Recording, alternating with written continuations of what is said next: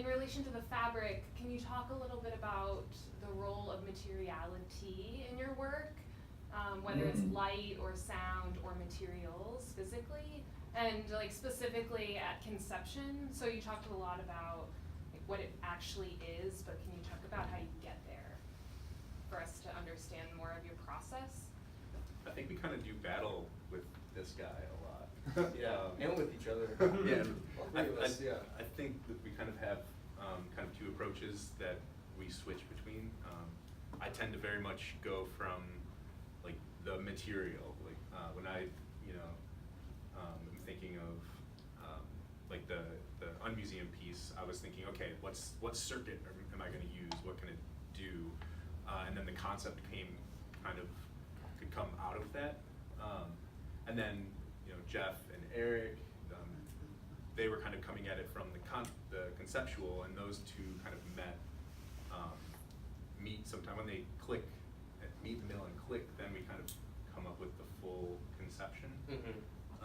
Yeah, because we don't have the money to start from like, let's make a swarm. Like it has to be a very specific chip.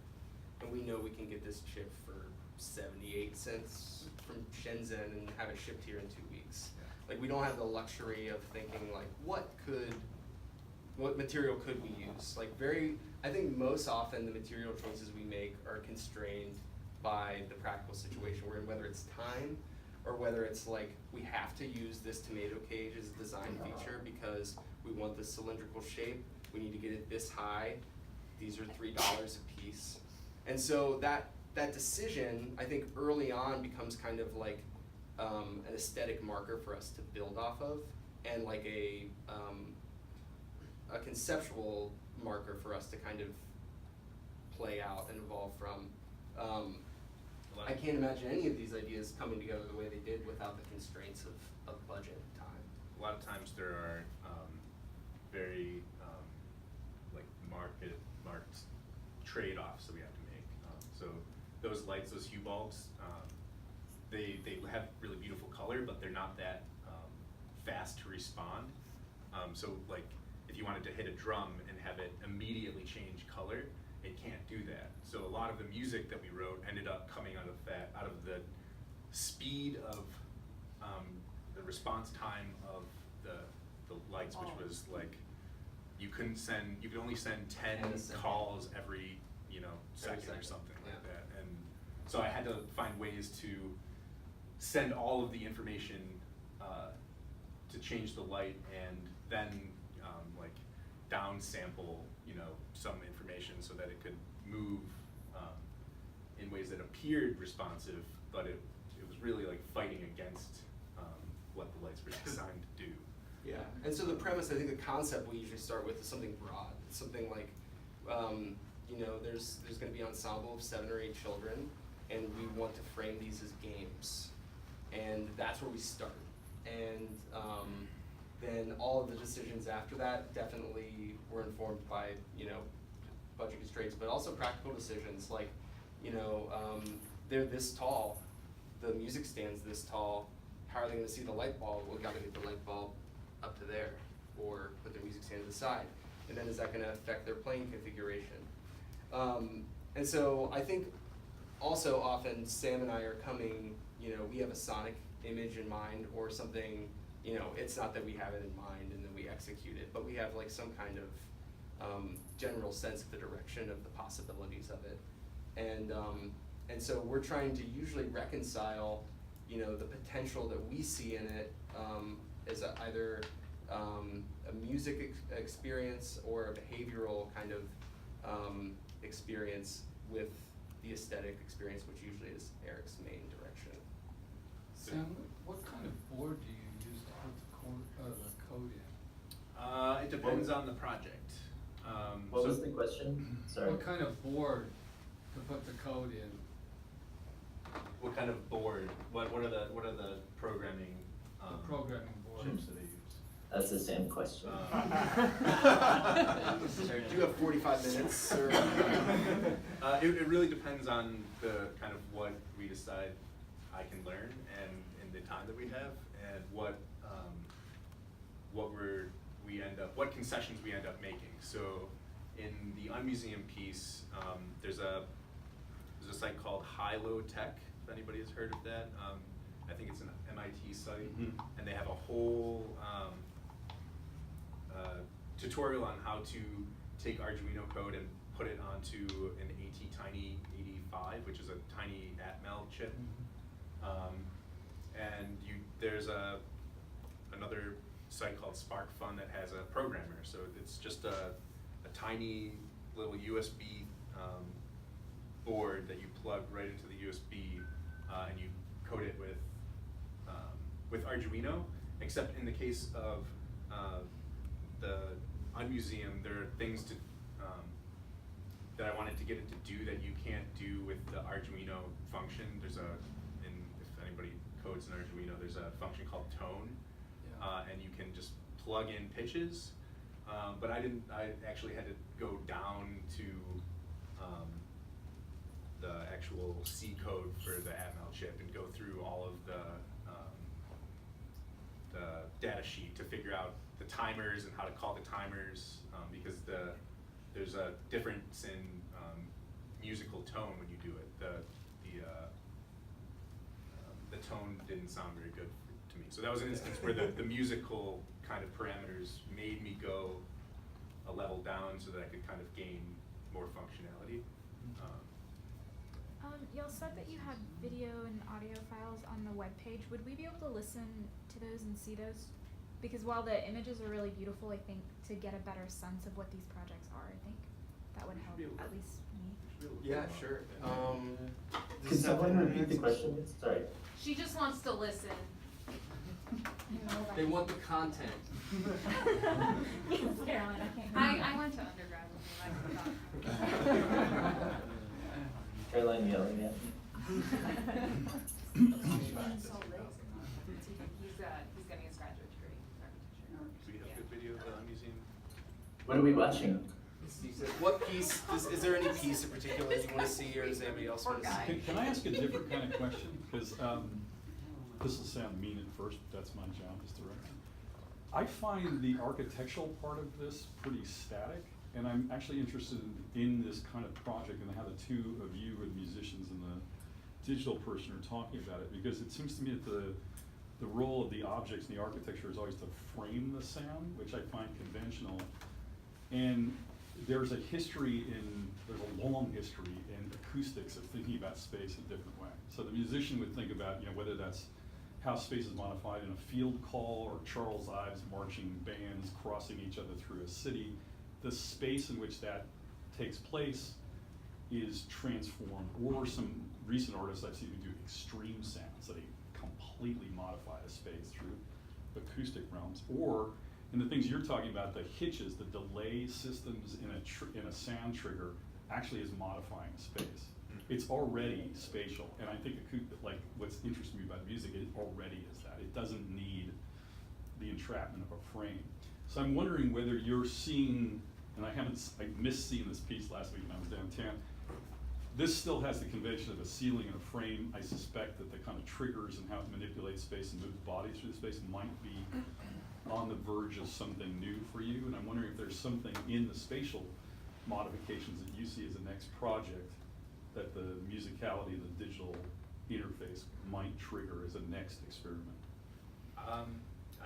Actually, I think one of the early ideas that we had was to do it in three-dimensional, but that ended up we would have had to have two more sensors. Well, it's four-dimensional at least, right? Yeah. Because the time factor is constantly shifting the spaces, I would think. Yeah. And I could see it getting more, I don't want to say radical, but more experimental with that. And maybe tied back to how musicians actually think about spaces when they're playing it. Yeah. Right? Yeah. I think that one thing with this piece in particular is we're dealing with a very specific constraint, which is Right. that there are going to be thousands of children entering this space every week. And so we originally did Can't not modify it. Yeah. we did not want to put something solely inaccessible to them. And so the big question for us is how do we meet the challenges of this particular audience and still have something that feels like they're influencing it. And so there was no, I think, practical way that we could have like a physical modification of the space be part of this project based on how we did it. But I think this kind of technology and these kind of the concepts, there's a huge potential for that. There's a possibility for reconfigurable, more elastic shapes that are kind of in this same electronic schema. And other Or types the of delays, like the video artists in this, I don't, without naming names, played a lot with those delays in a video signal, that you're moving through space and the delay of 10 seconds actually is throwing off your orientation in the space all the time. And I wonder if that was ever something that was a glitch that actually has potential in the triggers, that you're not hearing the acoustic, you hit the drum, it doesn't sound for 5 seconds, so something happens in between and that delay builds into something. Yeah. I think the original, where we were coming from was wanting to be able to hear the musical material move around the room, so you could hear it coming at you from over there and actually see the physical sound wave. But no, we weren't thinking it as kind of psychoacoustic modification of the room. But that's definitely something that we're interested in. Yeah, and I think was a project.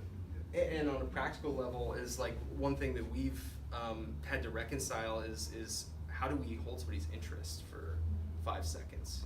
And then, you know, what else is happening in the space that's going to convince them or not convince them that they are the thing making the impact, or they are the agent making the impact on the space.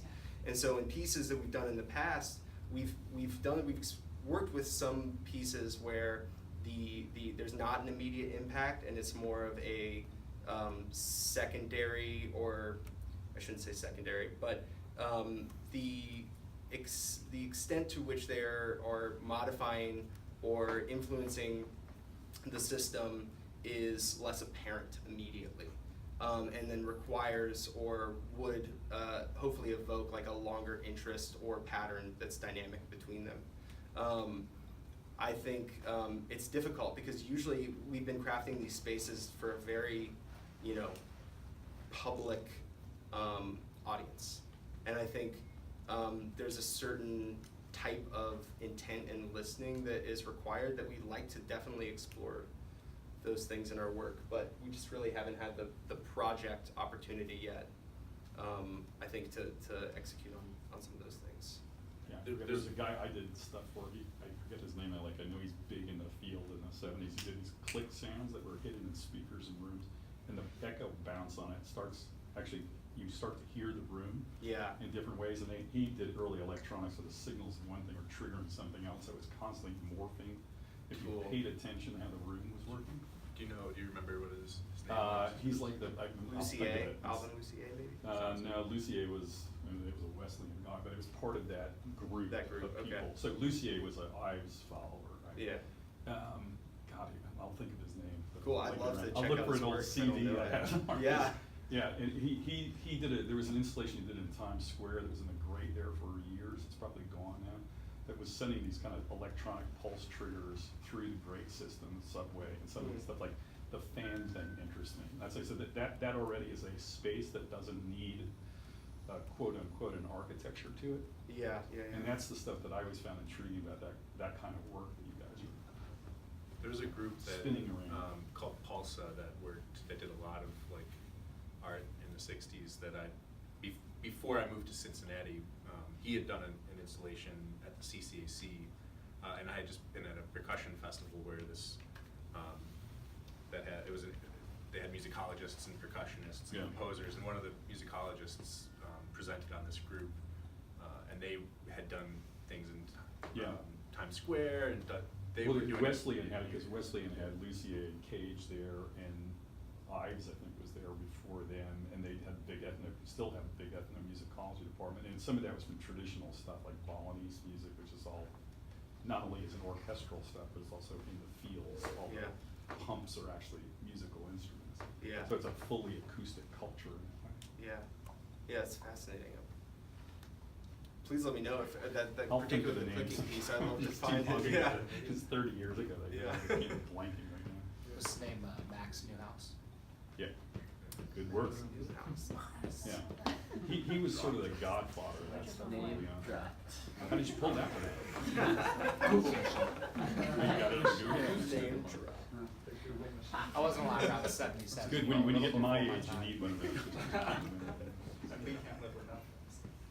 Are there any other questions? I feel like we're kind of moving on. Did you guys go through all the material? All the Yeah, projects? yeah, we were gonna end. Show- with show the the- video. Can we? Oh, Video. right, the video's cute.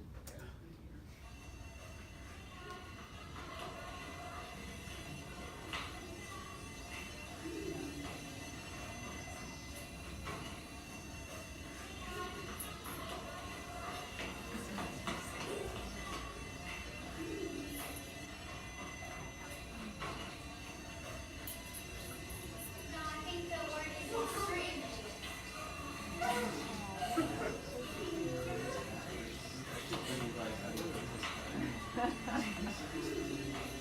Hey, I have a question about this one.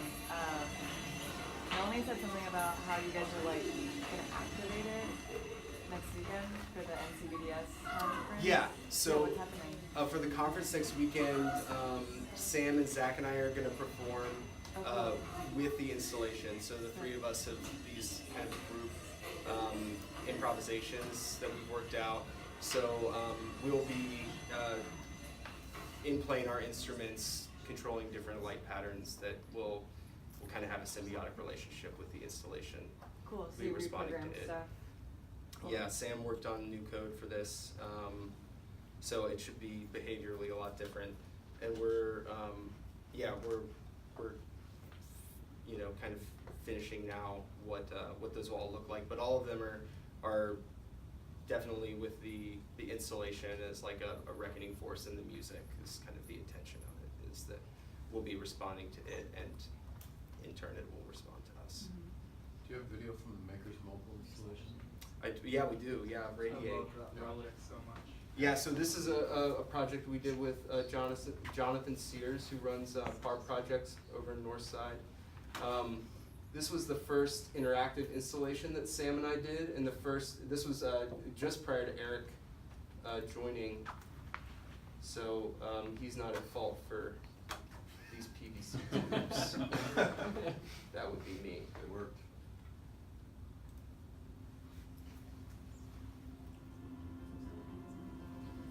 I think a big thing we arrive at in our pieces is this idea of this central, or it's not that it's a centralized node, but there's a wholeness to each of the objects, and they usually end up being similar or the same. So there's a certain kind of flatness of the terrain. Given that all of these are you're starting from the same point with each of them basically, even though the way they develop is unique. But there's something about having this sound, light, and some kind of haptic or sense of touch all in each and everything that has showed up in a lot of our work.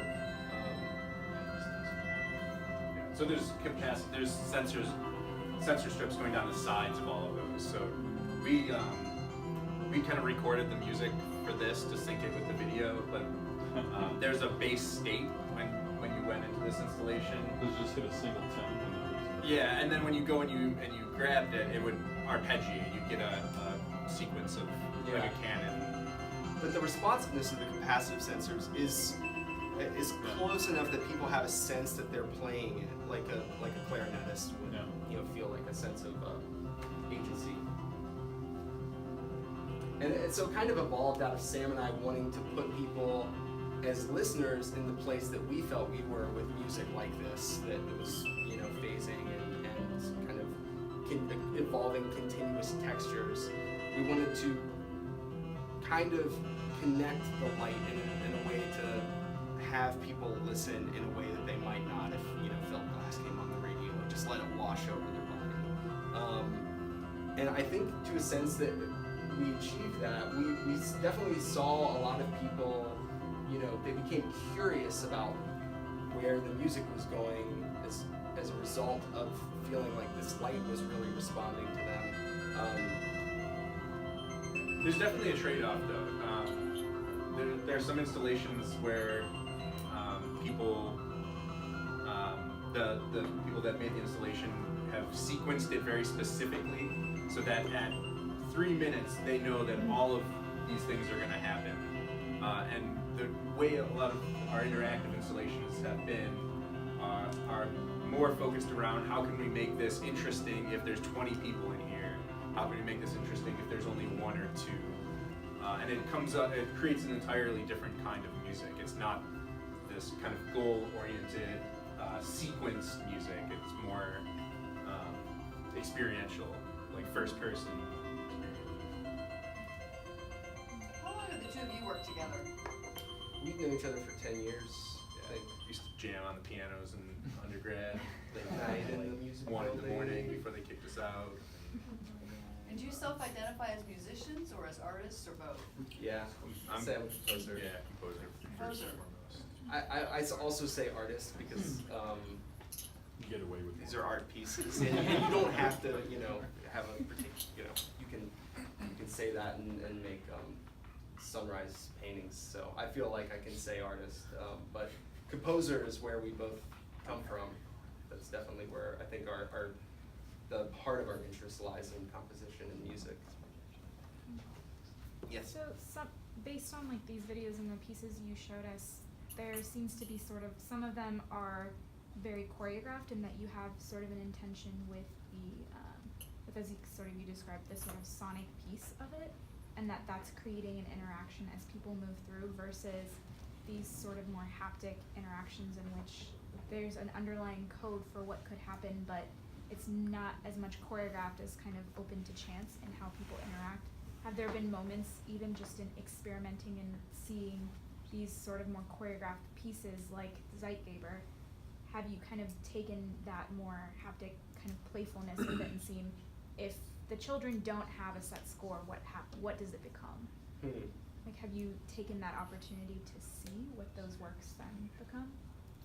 Could somebody quickly sum up that question? Sorry. Can you repeat Sorry. your question for Eric? Could someone just in, like, quickly 2 sum up sentences? that question for me?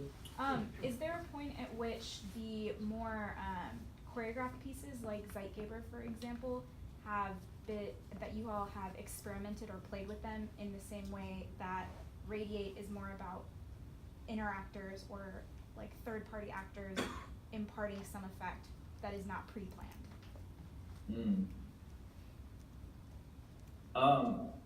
I can take a stab at that. Go Yeah. for it.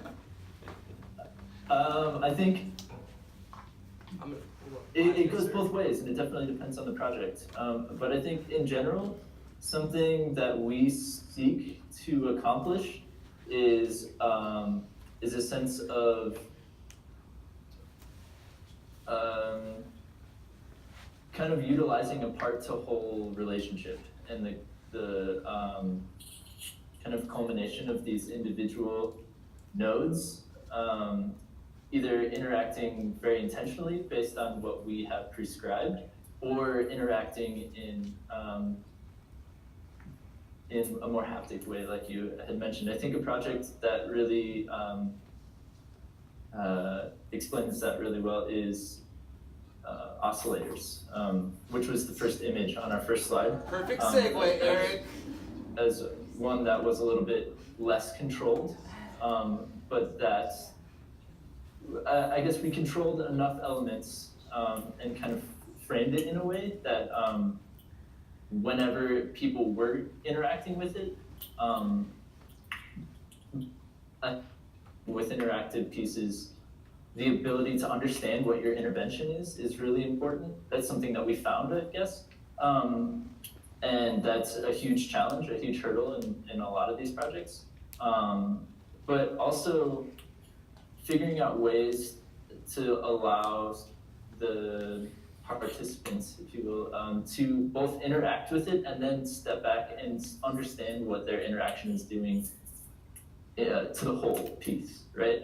And I think Oscillators does that really well in that we've handed over the power to kind of create the beauty of the piece to the people that are participating and interacting with it without kind of prescribing it too much. I'm gonna play the video. I'm gonna play the video of Oscillators.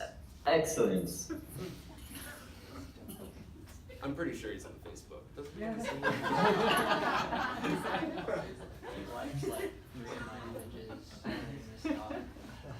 Posting on Instagram. I mean, I get the, this is beautiful. I get the question though. There seems to be Okay, a kind of. for what it's worth, I can't hear anything that you guys are saying when the video is playing. So, but I just want to put that out there if this question is directed. You want a question before or after video? Just play the video and I was gonna talk over it. He can't hear you. He can't hear you. So. As long as you just want us to answer. No, well, yeah, that's true. All right, I'm sorry. Okay. If it's not for me, then. No, it's not, it's for everyone. It's for you too. It's for you too. So why don't we watch the video and I'll ask the damn question.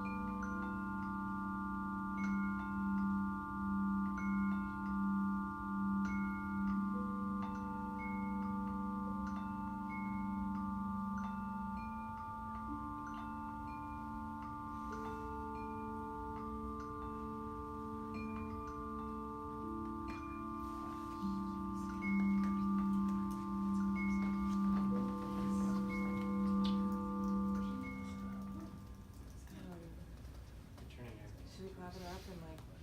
You're returning done? Last question. Last question. Damn, I guess your last question. All right, so this is the last question.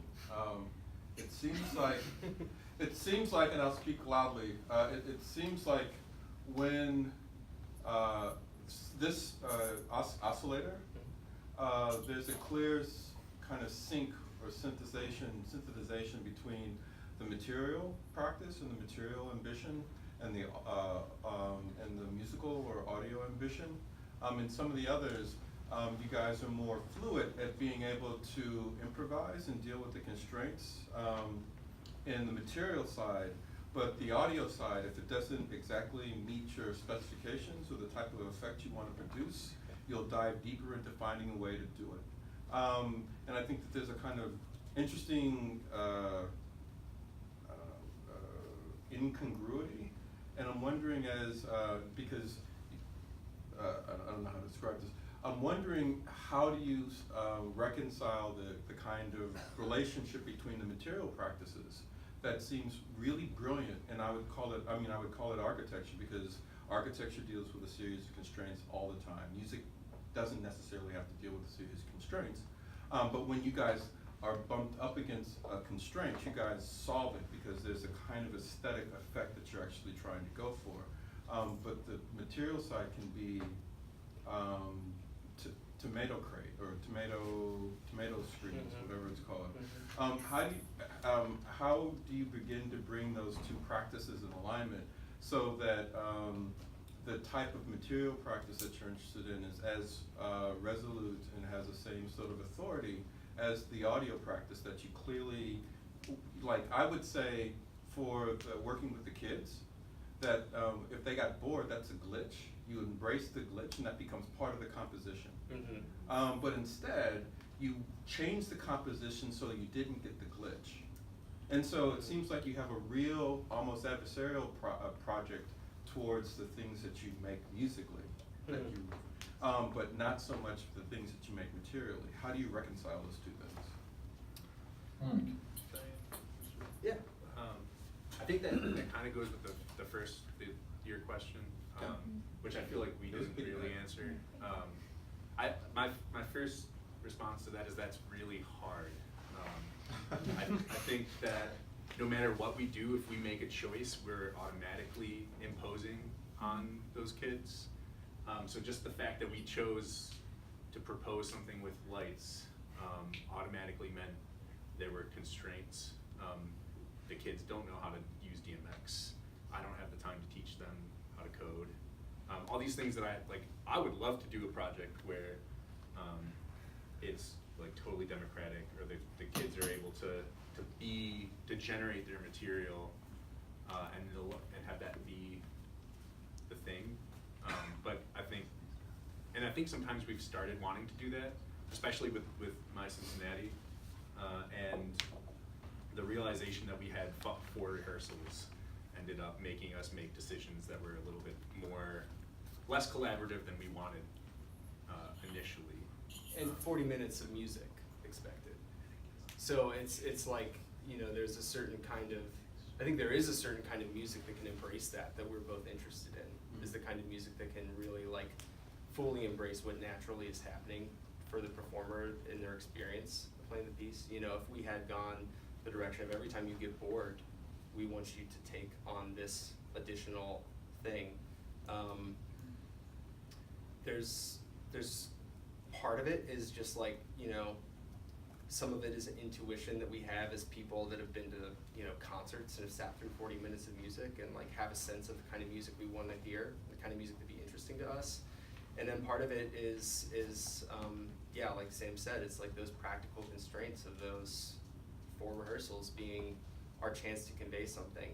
And in that sense, like a very high level kind of thing is like, if I had to explain why getting bored of a note and then playing Mozart was interesting, on top of just explaining why one note can be beautiful for a long time, it's like a second level of concept that like I have to somehow, evoke some kind of interest. Why not just let them play Mozart? Well, that would be great, but then we wouldn't get a budget for, building this piece. No, I think the question seriously is like, there is a place where they're playing Mozart, that's why they know Mozart. I think what we do does have an intention, like there are things that we want, and it's more not about trying to find solely what's naturally and truly there already, but it's that feedback process between us finding some kind of common ground, some kind of working ground with each other that I think is like, has really just been like a practical necessity.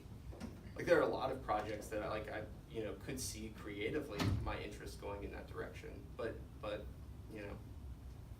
I want to challenge though, why not just let them play Mozart? Because my Cincinnati, I think, in a lot of what they do is they are pushing students to dive into deeper concepts as they go through the program longer.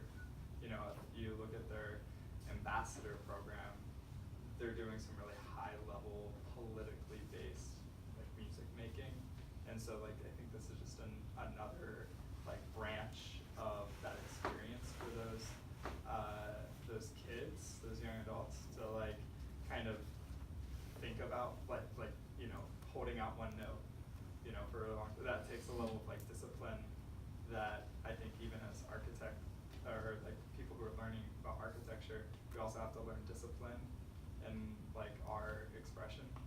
So, and I think that goes through every medium probably. There's a lot of pieces that do that too, and there's a lot of great pieces that kind of had that montage aesthetic. And for me, I think part of it is at least approaching it from not like as their teacher, but as somebody that was bringing something that I'm interested in to the situation. I think part of it is learning to, like Justin said, kind of inhabit what each other, or what everybody was interested in. So they're interested in Mozart. It wasn't like we were like, don't play Mozart. It was like, come on, just listen for a second. This is cool. And trying to show why we're interested in a certain type of aesthetic. Yeah. It's not a. I get it, but the already says that glitch is a paradigm already. Knew you were gonna bring up that word. And so, as a teacher, those moments when you actually go after the performance and you hear these different, it's not necessarily a montage, but a collage, right? There are these moments of interruption that's different from the things that preceded it and the things that come after. When you are able to then have a conversation about how you incorporated their boredom into your composition, I think that's a learning moment. Yes. And so I think that could be something that's a brilliant opportunity to teach as well. So it's not just necessary, since it is the paradigm. And I love it, actually. I love the interruption of Mozart in the middle of this. Yeah, I mean, so, but I think for me, it has to do with the kind of disciplinary, not rigor, but staunchness in a way, that you have a kind of vision, and the vision's musical, and there's a kind of a disciplinary understanding of the way of achieving something, but you're way more fluid and way more improvisational with your material practice. And so like one side is jazz and the other side is Mozart, to a certain degree. And I'm wondering like when does each side become more of the other? Can I take a crack at a little defense on that for a second? One of my favorite parts of working with them on From Any Point was that the whole time we were working on it, nobody really knew what it was going to do when we had 300 of these nodes on the ceiling. Sam was working out the model of, what did you have, 10 components? So we knew it was going to communicate. He had, I'm sure you had more in your mind than any of us could have perceived, but I think it was really amazing that when it finally came on, it was just doing its thing, and we didn't really know. I think maybe I'm speaking for myself, but I was super impressed with what it did. It was much more than I thought. There was emergence happening there, which is was my buzzword the whole time. Like, I'm just so excited to see what this does. We just give all these little brains the ability to talk to each other. There was this loop that happened. Remember that one loop that wouldn't quit? They built in a kill out code. Like the kill code was that if one unit. The extinction algorithm. Yes. Extinction. So if one unit is receiving a code from another unit, it cannot receive one from another. So it shuts off. I don't know how it works technically, but basically that means that eventually one of the nodes will like stop transmitting because it's getting a signal from two other ones. Or another one, is that fair to say, something like that? There's a probability that it'll stop at any point. Yeah, and it worked, except for there was like one loop that just kept going. It like broke the probability, and that was cool. And then when you see the kids react and interact with it, there were things that happened. Some of them figured out you could use your flash on your phone to trigger everything at once. The radios, the security, people's radios will trigger the whole thing at once if they click their button. They'll flash, like a flash photo will set off a large region at once. I think, we're always kind of fighting what you're talking about, is like, where can we be, because naturally I think we are both fighting the desire to be constructing something that we have a vision of, and then entirely improvising and flying by the seat of our pants. And both of us just have that natural propensity. Called Eric's noodling. that way. I'm a noodler. You gotta noodle. You If noodle on I'm the at, piano. don't let me at a piano, because I'll do that. I'll play whatever. And so, Yeah. oh, sorry, I didn't mean to interrupt. So the question I was trying to ask earlier that I probably didn't word very well, I was trying not to get at why are the things that are intentional and choreographed, why aren't they these sort of like open or responsive things, but more, do you guys even after like the performance ends, do you guys take on kind of the experiment of seeing, now that I know what it does when I plan for it to have a particular effect, what happens if I introduce something completely unknown? What if I bring in artists that don't do what I just composed and see what happens? I'm just wondering if that's part of a kind of investigative process that you guys have, or if you imagine that that's something that could benefit or kind of inform what you do. I feel like we kind of try to bite off as much as we can chew with every project. Like, I think every project we do, we're trying to explore something, some new aspect of either a project that we've done before or a collaboration. I think we kind of follow our nose. We don't do something unless it's like, has something like that we want. And we have done projects that I think invite in more of that naturally. I think like very rarely, I don't know if in the last 4 years if we've done anything that's been just you and I. Like most of the time it's you, me, and Eric and Or other Zach. people, or Zach, and Zach's a percussionist we play with. But we did this performance with Ingrid and 4 other artists that all contributed in kind of a multitude of different ways to work with this piano recital that Brianna Matsky, this pianist, was having. And so some of it was like, you know, responding to the music with illustration, and then like finding out how we were going to project that, and then like what, you know, way the materials that we were using to project on could be a really important part of that. And that's something that Ingrid really like brought to the process. So I think that there is like we do have a desire naturally to be like, okay, let's just like throw our conceptions aside and let's see what other people do with this, or see the ways that people you know, come in and by doing something that we weren't expecting, make something entirely new or a new path we're interested in following down. Really the times we don't are usually like, oh, we've got the concerts next week, oh my, I got to take my dog to the vet tomorrow, and it's like they're practical decisions.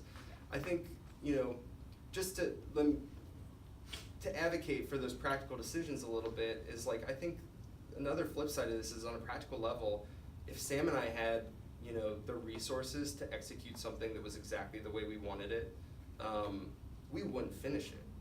Like neither of us has that tendency. We rush towards these deadlines because they're part of our practice. Like we need to finish it by this date is like an essential part of our practice, because I think naturally both of us would like to kind of stay in this netherworld of a continuous exploration.